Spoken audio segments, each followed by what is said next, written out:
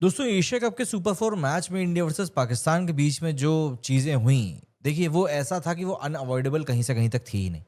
बल्कि जो attitude Indian players ने दिखाया वो आप एक लंबे समय से मिस भी कर रहे थे। इन इस मैच में जो चीज़ें हुई उसको देखकर एक चीज़ क्लियर है कि ये सिर्फ कोई क्रिकेट मैच नहीं था। यहाँ पर ईगो का महायुद्ध चल रहा था और इन सब के बीच में जो सबसे बड़ा फ्लैश पॉइंट बना वो था अभिषेक शर्मा और हारिस रऊफ का टसल। और आज हम उसी के बारे में डिस्कस करने वाले हैं क्योंकि काफ़ी बातें हो रही हैं, काफ़ी चीज़ें बताई जा रही हैं कि भैया इसने ऐसा किया, उसने वैसा किया। तो अब इसके पीछे की कुछ बातें निकल कर सामने आई हैं कि आखिर किसने पहले क्या कुछ कहा था, किसने पहले प्रोवोकेशन किया था और क्यों ये क्लैश इतना बड़ा हो गया। इन सब चीज़ों के बारे में बात करेंगे और साथ ही बात करेंगे अभिषेक की बैटिंग के बारे में, उसके रिकॉर्ड्स के बारे में और जो बातें निकल कर अब सामने आ रही हैं सहवाग वगैरह की, उन लोगों ने क्या कुछ कहा, इन सब चीज़ों के बारे में बात करेंगे। सबसे पहले ज़रा मैच की शुरुआत याद कर लेते हैं जब अभिषेक शर्मा ने स्टार्ट ही कर दिया था एक बड़ी गलती से। Third ball of the match एक आसान सा कैच ड्रॉप कर दिया, साहिबजादा फरहान का एक सिंपल सा चांस उनके हाथ से फिसल गया और उसी का रिजल्ट क्या हुआ कि फरहान ने आराम से एक हाफ सेंचुरी पूरी करी। हर एक रन ऑब्वियस सी बात है अभिषेक के दिल पर एक चोट के लगने जैसा था और इसी वजह से अभिषेक पे एक डबल प्रेशर क्रिएट हो गया। एक तो अपनी गलती सुधारनी थी और दूसरा अपनी बैटिंग से कंपनसेट करना था। भाई 3 मैचेस से बंदा 30s में लगातार आउट हो रहा था, बड़ी इनिंग आई नहीं रही थी और सोचो जरा उसके दिमाग में क्या ही चल रहा होगा उस पॉइंट ऑफ टाइम पर। यार अब तो मुझे अपनी टीम को कुछ एक्स्ट्रा देना ही पड़ेगा, एक्स्ट्रा। फिर आई बैटिंग और भाई साहब जो अभिषेक का पावर है उसने उसी चीज का यूटिलाइजेशन किया। उसने पाकिस्तान के बॉलर्स को पहली बॉल से ही तोड़ना शुरू कर दिया एंड मेक श्योर किया कि इन लोगों को रात भर नींद नहीं आएगी।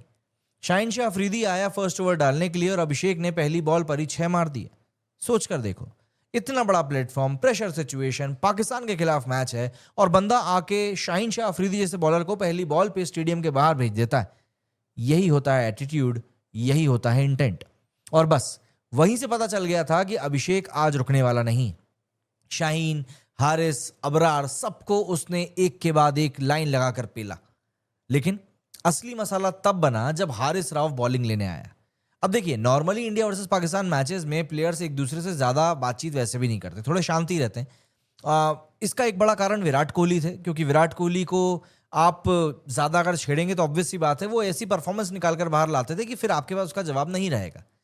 लेकिन इस मैच में हारिस रऊफ ने थोड़ा सा अपने होठों को हिलाना शुरू किया, मतलब स्लेजिंग करना शुरू किया, प्रोवोक करना शुरू किया, थोड़ा चिल्लाना शुरू किया, सब शुरू कर दिया। ऑब्वियस सी बात है जब आप बॉल से बैट से परफॉर्म नहीं कर पा रहे तो आप इसी तरह की बकैती करोगे और यही इन लोगों ने शुरू कर दी। अभिषेक ने भी सोचा कि अबे क्या समझ रहा है यार, मुझे मेरे को क्या बोलना नहीं आता। एंड सबसे बड़ी बात, गिल जिसको कि एक शांत स्वभाव का बंदा माना जाता है, वो भी उसके साथ वहां पर था और वो भी जवाब देने के लिए खड़ा था। लेकिन अभिषेक ने तो सीधा मतलब गाली बकते हुए कहा कि चल निकल यहां से। राव के साथ 2 बार सीधा सीधा टक्कर हुआ, आंखों में आंखें डालकर सिचुएशन इतनी गर्म हो गई कि अंपायर को वहां पर बीच में आना पड़ा समझाने के लिए। मतलब एकदम पूरा WWE वाला वाइब्स क्रिएट हो चुका था, बस चेयर ही उठानी बाकी थी।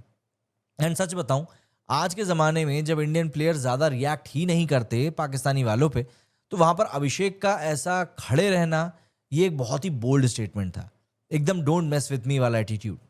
अब असली सवाल कि आखिर ये जो पूरा टसल था ये शुरू किसने किया। देखिए रिपोर्ट्स कह रही हैं कि हारिस रऊफ ने पहले बोलना शुरू किया, मतलब वो ही था जिसने कि अभिषेक को ट्रिगर किया। वो ऐसे मुंह पे हाथ रख के ना कुछ कुछ चीज़ें बोल रहा था एंड ऑब्वियस सी बात है वो नोटिस में आ रही थी। एंड ऑनेस्टली स्पीकिंग वीडियोस देखकर लग भी रहा है कि रऊफ ही कुछ ज़्यादा ही मूड में आ रहा था। और भाई साहब क्रिकेट में एक सिंपल सा रूल है, अगर बॉलर प्रोवोक करेगा और बैट्समैन रिस्पॉन्ड करेगा तो क्राउड हमेशा बैट्समैन का ही साथ देता है, क्योंकि रन्स मार के ही सही आप असली जवाब दे सकते हैं। और वही काम अभिषेक ने किया, राव को बाउंड्री पे बाउंड्री दिखाई और फिर एक सॉलिड 74 रन्स की इनिंग खेली। मतलब गेम को डोमिनेट भी किया और वर्बल बैटल भी जीता। ये वाकई बहुत शानदार था।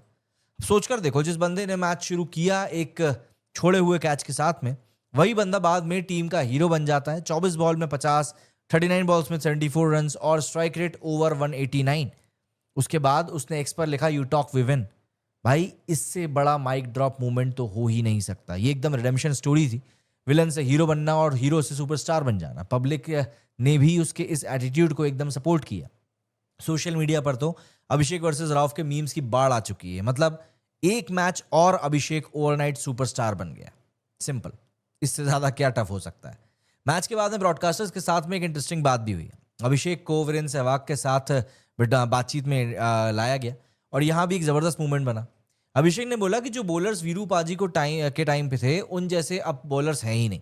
मतलब इनडायरेक्टली पाकिस्तान के करंट बॉलर्स को थोड़ा सा एवरेज टैग भी दे दिया और वीरूपाजी ने भी सीधा एक गोल्डन एडवाइस दे दिया कि बेटा 70-80s में आउट मत हो, कन्वर्ट कर सेंचुरी में। जब रिटायर होगा ना तब तुझे वही इनिंग्स याद आएंगी जिसमें तूने 70s में आउट हुआ था।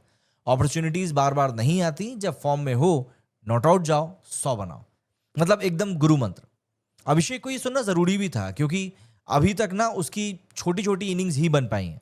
अगर उसने ये बात वाकई में सीरियसली ले ली तो भाई इंडिया को एक और लॉन्ग टर्म मैच विनर मिलने वाला है, दैट्स फॉर श्योर।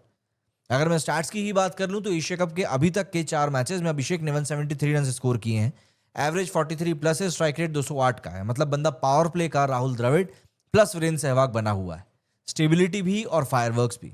एंड सबसे बड़ी बात, उसके फियरलेस अप्रोच पहली बॉल पे ही बॉलर्स की हवा टाइट करने के लिए काफ़ी है। एंड फैंस को वही चाहिए, एक ऐसा प्लेयर जो पाकिस्तान जैसी टीम के सामने खड़े होकर कह सके भाई तुम लोग कुछ भी नहीं हो, फुद्दू। थोड़ी अगर मैं बात करूं पब्लिक रिएक्शन की तो देखिए फैंस क्लियरली बोल रहे हैं कि Abhishek is the find of the season. उसके शॉट्स, उसका एग्रेशन और उसका कॉन्फिडेंस सब एकदम नेक्स्ट लेवल है। एंड भाई इंडिया के लिए ये एक पॉजिटिव साइन है कि रोहित और कोहली के जाने के बाद नई जनरेशन के ओपनर्स इतना दम दिखा रहे हैं बिना किसी हेजिटेशन के। अभिषेक प्लस गिल की ओपनिंग पेयर की केमिस्ट्री के ऊपर काफ़ी बातें हो रही थी, बट ठीक है ये लोग भी अच्छा ही कर रहे हैं।